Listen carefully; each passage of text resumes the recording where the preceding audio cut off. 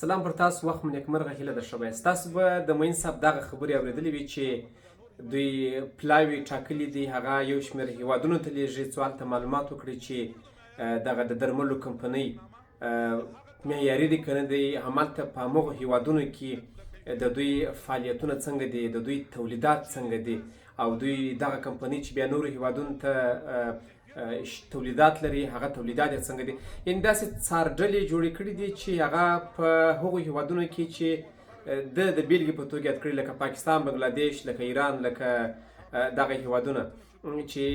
بیا به ځي ترکیه معلوماتونه به راټولوي. دا ډېر ښه قدم دی. په دغسې قدم اخیستلو سره به یو شمېر هغه تجاران له دغه زهرو څخه لاس واخلي چې هغه بې کیفیته شیان راوړي یا کمپنۍ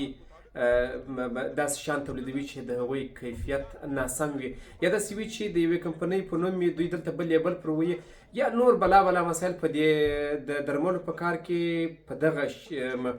کاروبار کې، په دغه سوداګرۍ کې بلا مسایل شته. زه د 2010 څخه په داسې مسایلو باندې خبر یم چې کله ناکله به ما راپورونه پر جوړوله چې د درملو په برخه کې څونه مشکلات شته، په ګمرکونو کې څونه مشکلات شته.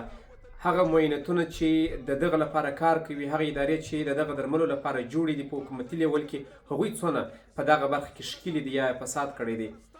په کل کې د معین صاحب خبرې مې خوښې شوې، خو ګیله او اندېښنه او پوښتنه دا ده چې شاوخوا 2 کاله کېږي چې زاهد صاحب پر دغه پوسټ باندې دی، په دغه معینیت کې دی. شنو 2 کاله څخه تر دا پرونه پورې، تر ننه پورې چې موږ دغه پرېکړه کوو چې تر دې وروسته تاسو پلاوي لیږئ، دا درمل افغانستان ته څنګه راتله، پر کومو لارو راتله، څنګه دا محصولېدل، ګمرکونو ته څنګه راتلل. ښه نو که دغه درمل هغه مال سم وه، کمپنۍ یې معلومه وه، لارې چارې یې معلومې وې، اسنادو، مالیاتو، مالیاتي سیسټم ټول شیان یې معلوم وه، لابراتوار ته ورکړل سول، تجزیه کړه سوه، معلومات یې وسو چې دا درمل ښه دي، تصدیق یې وسو، د کمپنۍ تصدیق وسو، د لارې تصدیق وسو، د محصول تصدیق وسو، د دغه محصولاتو د کیفیت تصدیق وسو. نو بیا نن ولې هغه مالونه خراب دي، ولې غیر قانوني دي؟ زما پوښتنه دا ده چې دا اوس چې په ګمرکونو کې پراته دي، یو نیم کال، 2 کاله کېږي، 8 میاشتې، 9 میاشتې کېږي، 7 میاشتې کېږي، دا شیان پراته دي په ګمرکونو کې، دا څنګه راغله افغانستان ته؟ معین صاحب ته ورسره شریک وې؟ معین صاحب هغه مال ستا ډله داسې باکفایته نه وه چې دوی دا شی وڅېړي، د خلکو په غلا راوړله، په ګمرک کې څوک ورسره شریک وو؟ څنګه افغانستان ته دا شیان راغله؟ څنګه په ګمرکونو کې پراته وه، پراته دي، پروسس وه، وایستل سول، وپلورل سول، په زرګونو دغسې مالونه د افغانستان ګوټ ته ورسېدل. په دا 2 کاله کې مخنیوی ولې ونه سو، او تاسو ولې په خبر نه سوالاست، او تاسو ولې دا شی تصدیق کړ؟ ګورئ، که مو دا شی تصدیق کړ نو اوس هغه شی ولې خراب اعلانېږي؟ که مو نه تصدیق کړی نو دا خو تاسو ورسره شریک یاست. بله یادونه، تاسو په خپلو خبرو کې دا وایاست چې ځینې تجاران صاحبان داسې دي چې تاسو ترکیې ته ولاړاست، د دوی په اسنادو کې داسې ځای و چې هلته کمپنۍ نه وه، هلته ساده یو ودانۍ وه. دا 2 کاله ستاسو مسؤلیت څه و؟ په دا 2 کاله کې تاسو ولې دغسې ډلې نه جوړولې چې دغسې درمل چې له نورو هیوادونو راځي تاسو یې معلومات وکړئ؟ 2 کاله دغسې درمل له دغسې هیواد څخه یا له هیوادونو څخه را روان دي چې هلته کمپنۍ شتون نه لري، هلته ساده ودانۍ ده، یا کېدای سي ودانۍ نه وي، هلته کېدای سي ساده یو پارک وي. په دا 2 کاله کې تاسو ولې دا معلومات ونه کړ؟ په 2 کلنه موده کې که چیرې دغسې یو سوداګر تاسو ټینګ کړی وي چې هغه دغسې فساد کړی وي، دغسې فریب چم کړی وي،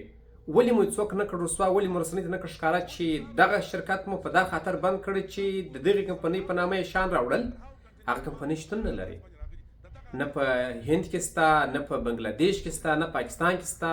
نه په ترکیه کې شته، نه په ایران کې شته، هېڅ ځای نشته. یا هغه سوداګر چې تاسو ویل چې په بنګلادیش کې سوداګرو دغه کمپنۍ والا ته ویلي وه چې داسې مالونه را جوړ کړئ چې کیفیت یې کمزوری وي، ولې دا کسان تاسو ونه شول، ولې نه ښه یاست؟ دا خو باید رسنې سوی وای. بله خبره هغه مالونه چې افغانستان ته راځي ستاسو په ګمرکونو کې د هغو درملو لپاره څه رقم ځای تاسو چمتو کړی دی دا یو بیلګه ده ستاسو د ګمرکونو ګدامونه دغسې دي ښه نو چې درمل دغسې راځي او دلته ذخیره کیږي 8 میاشتې 9 میاشتې یو کال زیات کم وخت په دغسې حالت کې پراته وي باران پر اوري لمر پر برابر وي دغسې وي څه فکر کوئ د هغوی به کیفیت چیرې بره د کیفیت له اړخ څخه بره څه شي خپل او په زهرو نه بدل سوي پر درملو لیکلي وي چې د کوچنیانو لاسونو څخه وساتئ او دا چې له لمرو له روښنایي له رطوبت څخه یا وساتئ یا په داسې رطوبت کې وساتئ چې هغه له 15 تر 25 درجې پورې یا ځینې درمل باید په 0 درجه کې د یخ وساتل سي ځینې درمل له 28 تر 32 پورې باید په دغه سانتیګراد کې وساتل سي